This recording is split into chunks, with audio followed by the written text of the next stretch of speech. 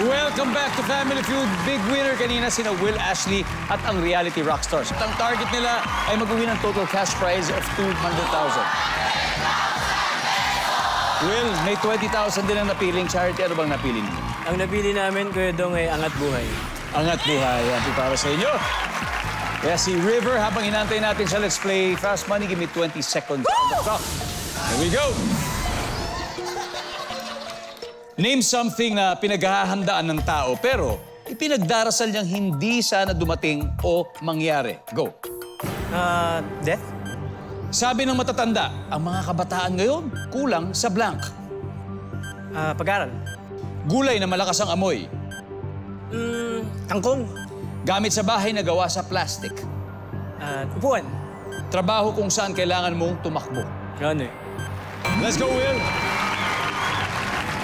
So, something na pinaghahandaan ng tao pero sana pinagdarasal niyang hindi dumating o mangyari. Yun ay death. Ang sabi ng survey, meron. Sabi ng matatanda, ang kabataan ngayon ay kulang sa aral. Ang sabi ng survey, meron naman. Gulay na malakas ang amoy, sabi mo kangkong. Sabi ng survey. Wala. Gamit sa bahay na gawa sa plastic, upuan. Ang sabi ng survey, meron. Trabaho kung saan kailangan mong tumakbo, runner.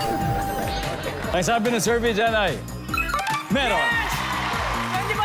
25! Meron naman. Thank you, Will.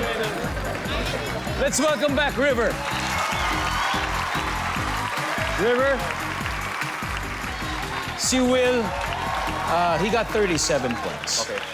Okay. So, ibig sabihin, you need 163 more. Sige. So at this point, makikita na ng mga viewers ang sagot ni Will. Give me 25 seconds on the clock, please. Good luck. Name something na pinaghahandaan ng tao pero ipinagdarasal niyang hindi sana dumating. Lindol? Lindol. Sabi ng matatanda, ang mga kabataan ngayon ay kulang sa blank. Aral? Another one. Kulang sa galang. Gulay na malakas ang amoy. Ampalaya.